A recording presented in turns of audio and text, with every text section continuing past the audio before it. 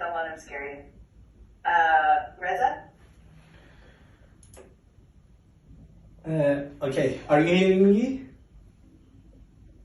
Yep.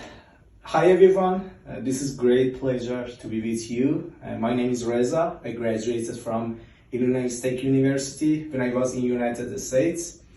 Actually, I got my PhD there and I returned to my country. I'm located in Iran and I have my own institute, ACEMI, علوی پور Construction Engineering Management Institute. And actually, I provide dozens of courses about construction management in Iran. And we have a big network here. They are very eager to learn more about the construction management. And many people here, not only in Iran, but also in Middle East, don't know the difference between the construction management and project management. And we are trying to teach them that there is a big difference and there is a history in the United States that CMAA tries to expand and develop to have the schedule of the values that how the contractor is going to be paid. So in my opinion, the construction manager has the responsibility to manage that at the end of each month to calculate the amount of the activities that the contractor performed and then prepare that for the owner, and owner is going to pay to the contractor based on the schedule of values.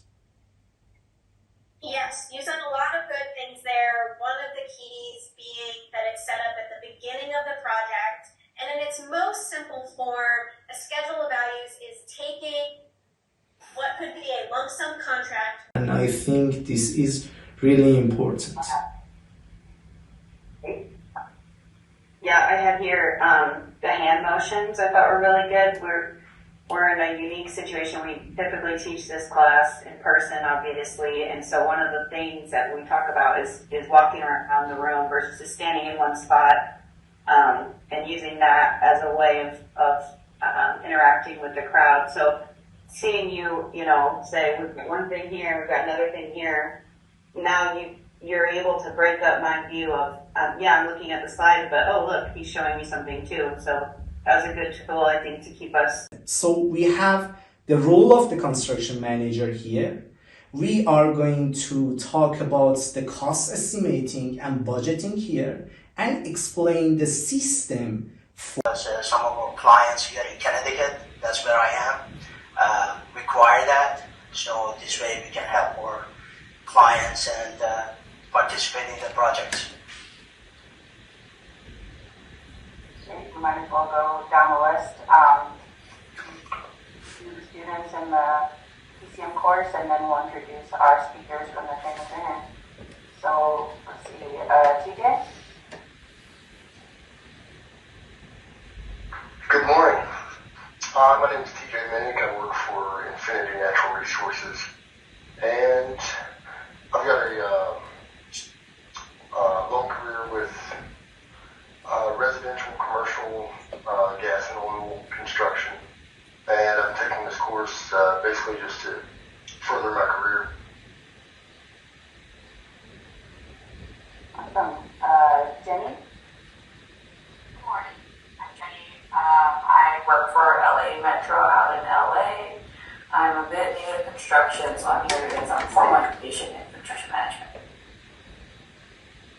Know what is exactly the contingency, we are going to calculate the variances.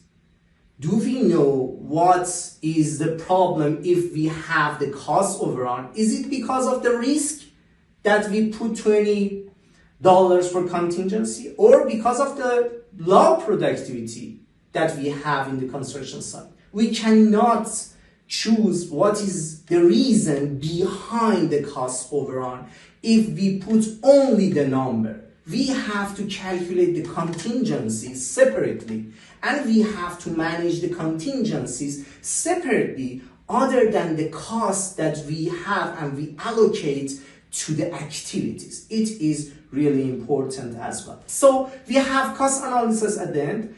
We have other locations, we have conceptual alternatives, and we have analyzed the cost. maybe the value engineering and other things, to have the best option to choose to perform the work to have the minimum cost during the project. These are all needed to have successful cost management process and buy-in from all the stakeholders during the project. So to begin with, we need front-end planning. It starts from the feasibility.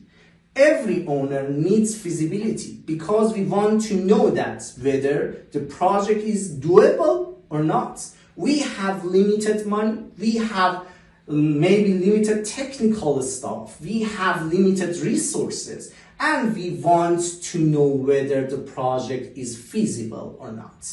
So after we realize that, we want to go further and go to the concept stage. Analyze alternatives. Maybe we calculate the budget, but we have different alternatives to reduce the cost.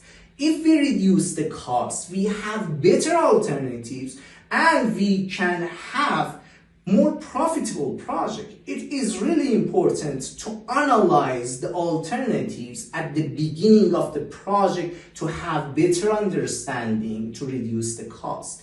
If we go further, it is very difficult to reduce the cost because we are going to the construction stage, and it is not the stage that we want to take many assumptions into consideration. So it is really important that we start from the beginning of the project to think ahead about the project and about the alternatives, about the cost, about the scope, about the different actual evaluation and results that we want to have. Then we have detailed scope. We are going to have more detailed scope, preliminary design, detailed design, development design, and construction document. If we go further, we have more information, we have more accuracy, and we can have the accurate budgeting. So it is really important to have all these stages before design begins. This means we need front-end planning. So keep going. Keep going. I think that was Tony, so.